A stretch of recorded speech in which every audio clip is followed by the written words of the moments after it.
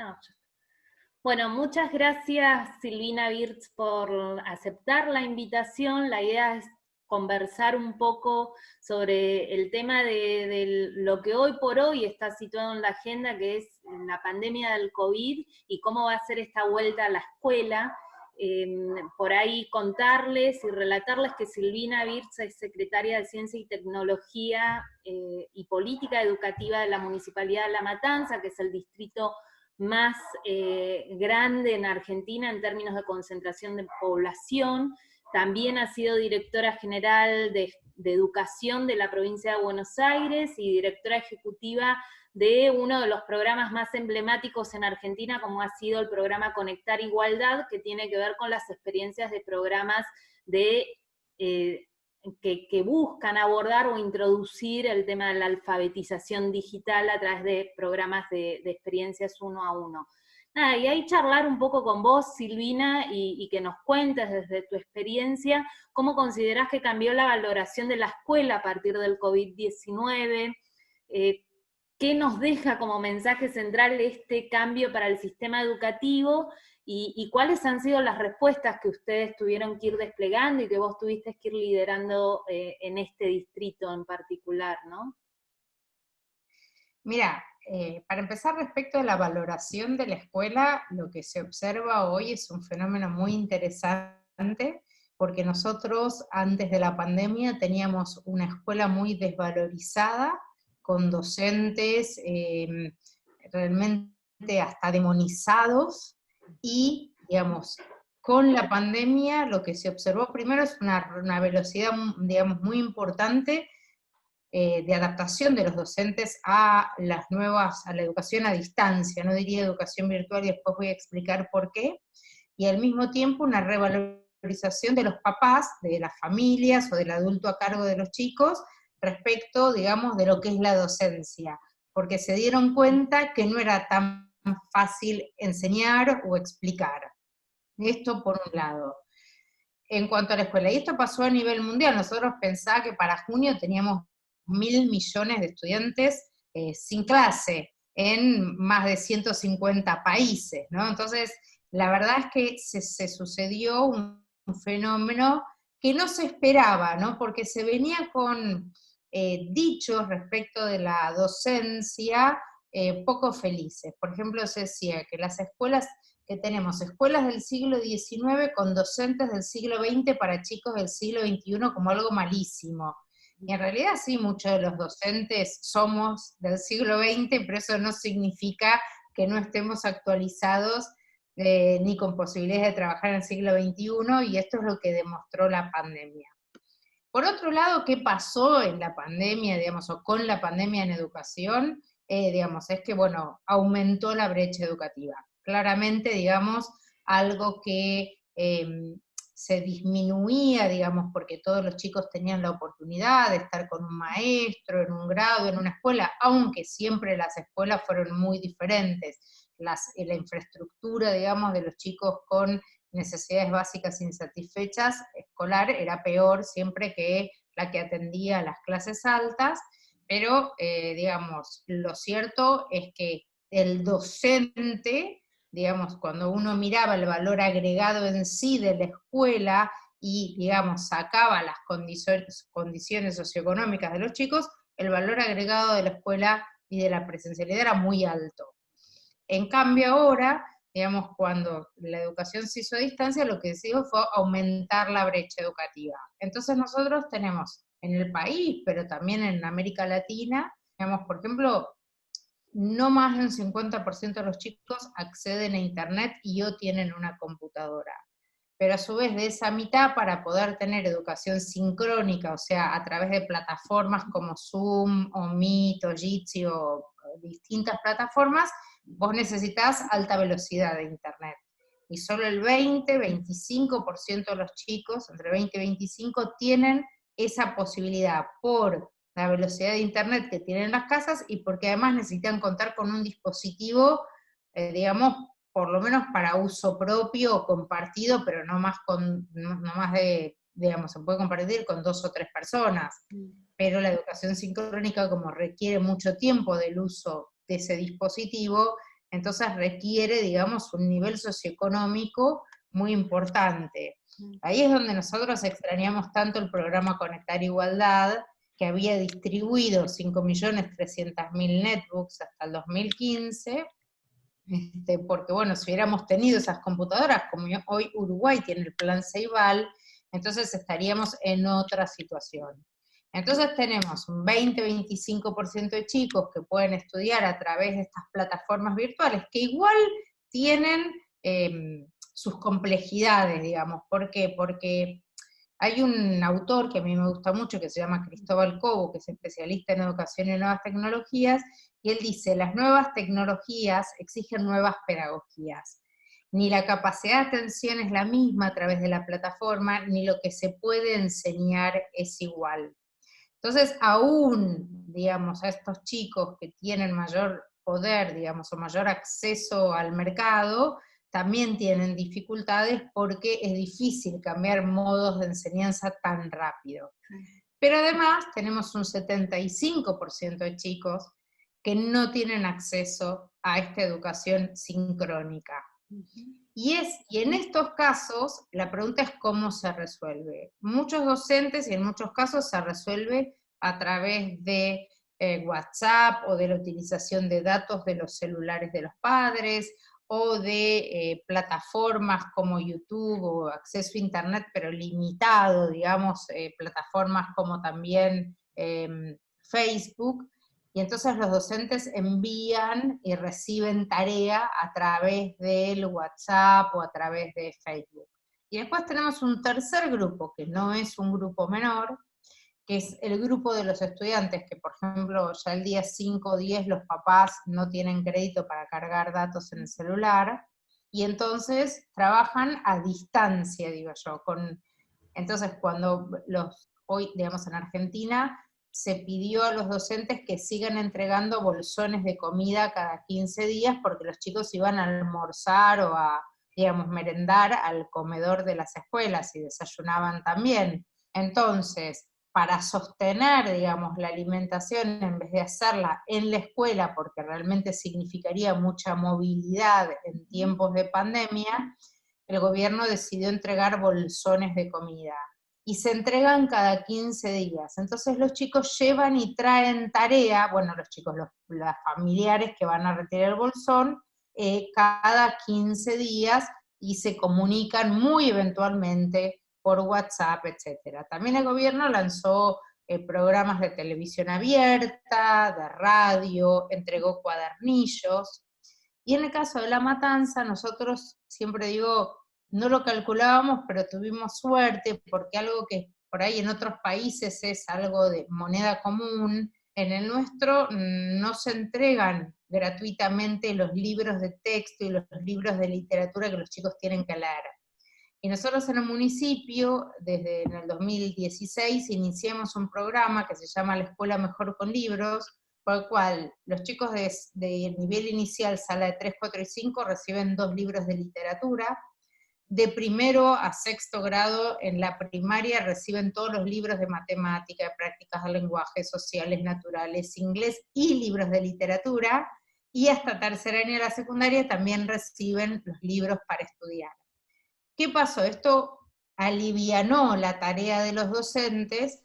¿Por qué? Porque estos libros son libros didácticos que tienen las explicaciones para que el chico pueda, con ayuda del familiar, trabajar un poco mejor. Pero bueno, esto fue una política 1 a 1, parecida a la de Conectar Igualdad, pero en este caso con libros, que se hizo en La Matanza, y después, digamos, hubo un par de municipios que no que la copiaron, sino que la llevaron a sus propios municipios, y la verdad que facilitó la tarea. Ahora, no es lo mismo estudiar en la escuela presencialmente que a distancia. Y entonces, el segundo problema que se suscitó es que digamos, la pregunta es, bueno, ¿qué enseñamos? ¿Podemos enseñar lo mismo que enseñamos de forma presencial? No. Y ahí es donde hay que seleccionar 4 tipos de contenidos, que son la alfabetización en comprensión lectora y producción de textos, alfabetización científica, alfabetización matemática, alfabetización digital, y un quinto contenido que tiene que ver de nuevo con la socialización secundaria, la convivencia, etcétera. Que también requiere pautas de conductas, el trabajo, digamos, a través de la comunicación, a través de WhatsApp, Internet, o la comunicación, digamos, más esporádica con las familias.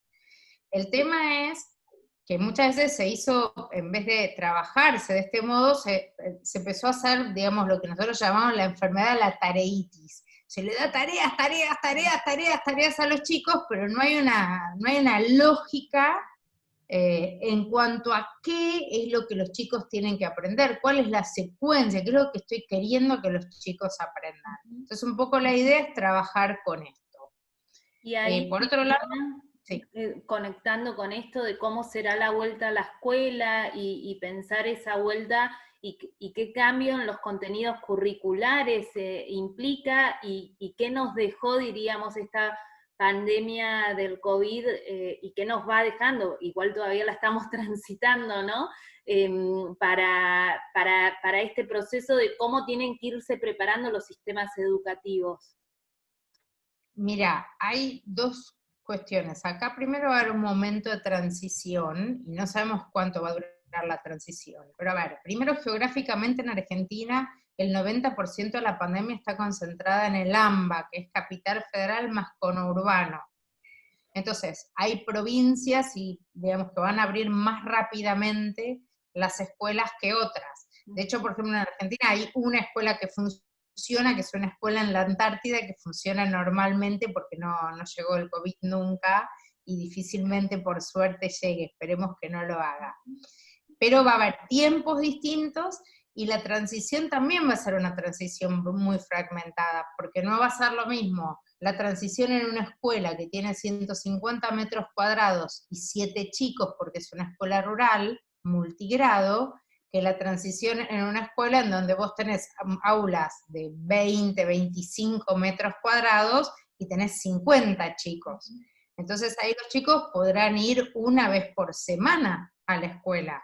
Y además, lo que siempre aclaro, que a diferencia de otros países de América Latina, Argentina tiene jornadas de 4 horas en primaria y 5 en secundaria, o sea, tenemos poco tiempo de clase por día. Las pocas escuelas que tienen jornada completa van a poder dividir entre turno mañana y turno tarde, pero las que no, que son la mayoría, van a tener que, entonces, este modelo híbrido va a tener que seguir contemplando la educación a distancia. Por eso, digamos, es tan importante hacer estudios, que eso lo estamos haciendo en Matanza, para garantizar, digamos, conectividad y provisión de datos universal y gratuita en el caso de los deberes escolares de los chicos, digamos, porque todo esto tenemos que pensar que están subiendo los niveles de pobreza, y en la infancia, vos bien lo sabes, Roxana, porque bueno, sos pionera en esta materia, en la infancia el porcentaje de pobreza siempre es mayor que en el general de la población. Entonces, si la población va a llegar al 50%, probablemente ya en el conurbano estaban en 64% en diciembre del año pasado, entonces es posible que tengamos niveles de pobreza realmente muy, muy, muy preocupantes. Esto en cuanto a la transición. Y después, si uno piensa en el largo plazo, yo creo que lo que hay que hacer es realmente pensar nuevamente, sobre todo la escuela secundaria. Esta idea de 10 o 15 materias fijas, que no contemplan los saberes que tienen que aprender los chicos hoy, como por ejemplo alfabetizarse digitalmente, no está dando buenos resultados, no hay un seguimiento de los adolescentes, eso genera una enorme deserción, entonces habría que reorganizarla en estos 4 módulos de alfabetizaciones y garantizar que los profesores estén físicamente en las escuelas y no tengan que ir corriendo un día para el otro, corriendo de un lado para el otro. Yo siempre digo que hay profesores que tienen 300 alumnos en un día. Es imposible pensar que van a trabajar convivencia, además de la disciplina, o que van a poder dedicarse a entender cómo piensa el chico para que mejore su tarea. Y ahí la recomendación, Silvina, ¿cuáles serían los dispositivos? A ver, para empezar, en la escuela secundaria, bueno, en todos los niveles hay que ampliar la jornada escolar. Digamos, esto es un desafío de la Argentina, lo dice la Ley Nacional de Educación y es clave. Segundo, en la secundaria hay que hacer, digamos, hay que dividir la secundaria por áreas de conocimiento, grandes áreas de conocimiento, y que los chicos trabajen en esas áreas en función de sus intereses específicos. Por ahí, digamos, y trabajar, digamos, de un modo tal que la enseñanza deje de ser enciclopedista y memorística. Por ejemplo, nosotros en este momento estamos haciendo una capacitación para docentes en matemática, para que, por ejemplo, cuando los chicos tengan que aprender matemática, lo hagan a partir de tener que construir una montaña rusa. Entonces, que se junten los profesores de física y matemática y que puedan diseñar una montaña rusa y entonces utilizar y resolver problemas matemáticos en función de un problema concreto y real. Porque si no, no terminan ni de entender para qué. Sí, ¿Se sí. entiende? O sea, Totalmente, que no bueno, que está puedan aplicado. elegir. Claro, claro, que puedan armar, por ejemplo, trabajar con temas, bueno, acá temas de modelización, pero también, digamos, que puedan trabajar, por ejemplo, con juegos de simulación, que, digamos, cuando uno trabaja, por ejemplo, sobre cómo dirigir una ciudad, entonces tiene que hacer manejos presupuestarios, tiene que hacer, digamos, tiene que trabajar en temas de ingeniería, tiene que entender temas de lógica sociales, todo en simultáneo, y además tiene que poder proyectar a futuro. Todo esto son, digamos, cuestiones que la escuela tiene, secundaria, tiene que empezar a abordar seriamente, y para eso se necesita una reorganización, no depende del profesor. No es que el profesor no sabe, es que el profesor no tiene tiempo, le marcan un diseño curricular con pautas muy estrictas, siempre se debate entre seguir esas pautas y no, entonces me parece que tiene que haber una reorganización por ahí, obviamente acompañado de políticas sociales fuertes como la UH, bien asignada, porque, como decimos, la escuela no puede todo, la escuela sola no puede. Ahora, sin escuela tampoco se puede. Entonces es como estas políticas vienen de la mano. Y ahí pensando en cómo estas políticas interactúan y se relacionan de algún modo, por ahí la pregunta más para cerrar, de cuál vos crees que fue el impacto que tuvo en la relación niño, docente y familia este proceso de la pandemia del COVID y la vuelta sobre la cual nos tenemos que ir preparando, qué nos fue dejando en ese cambio y ese impacto en las interrelaciones, ¿no? Mira, las interrelaciones cambiaron, lo que pasa es que, digamos, por un lado se hicieron más cercanas porque los docentes entendieron que tenían que acompañar, digamos, no solo el proceso de aprendizaje, sino psicológicamente a las familias y a los chicos. De hecho, colegas que me llamaban y me decían, ayer me llamó una mamá llorando porque el nene no se quiere levantar y no quiere trabajar y demás, así que le hablé yo como maestra. Entonces, hay como el rol del docente también se amplió y cambió. Yo siempre dije, lo dije en un texto que ganó el premio de la Academia Nacional de Educación, que se llama De la tragedia a la esperanza, hacia un sistema justo, democrático y de calidad, digo, las escuelas son centros socioeducativos y comunitarios. Abordemos a la escuela como un todo, porque cuando los maestros salvan los bolsones de comida y están haciendo, digamos, están colaborando socialmente, ¿se entiende? Pero no están en su función tradicional específica.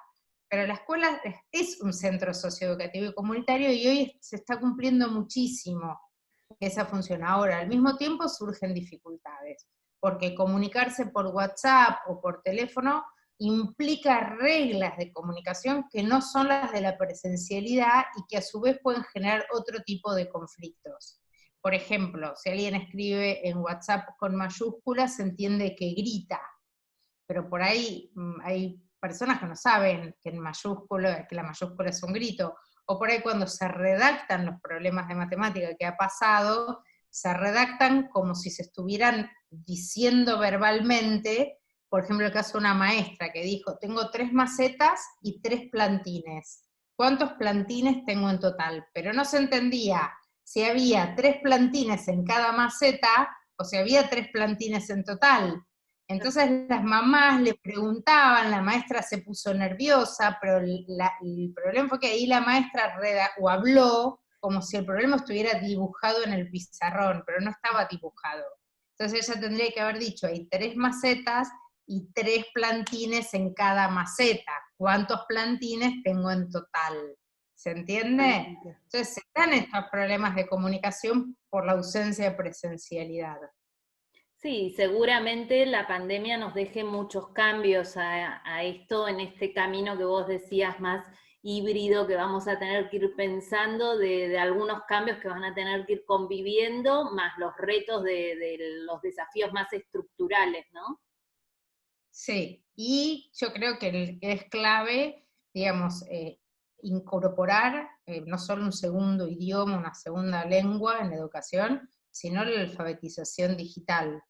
Porque esta idea de que los chicos son nativos digitales es una idea falsa. También lo dice Cristóbal Cobo, pero yo la verdad debo decirlo que lo venía diciendo también hace tiempo, porque los chicos tienen un manejo instrumental de la tecnología.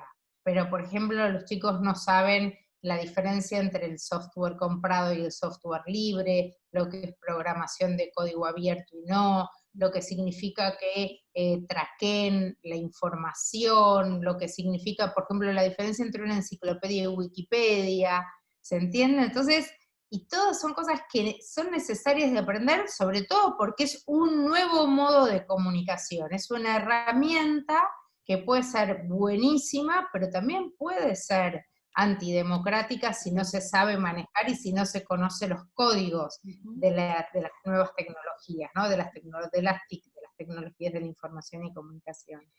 Totalmente. Bueno, Silvina, muchísimas gracias por este tiempo y por este diálogo. Excelente para pensar lo que viene para adelante, ¿no? Gracias a vos, Roxana, y gracias por dedicarte, y bueno, siempre te leemos en tus escritos sobre estos temas, por dedicarte a estos temas que son tan centrales.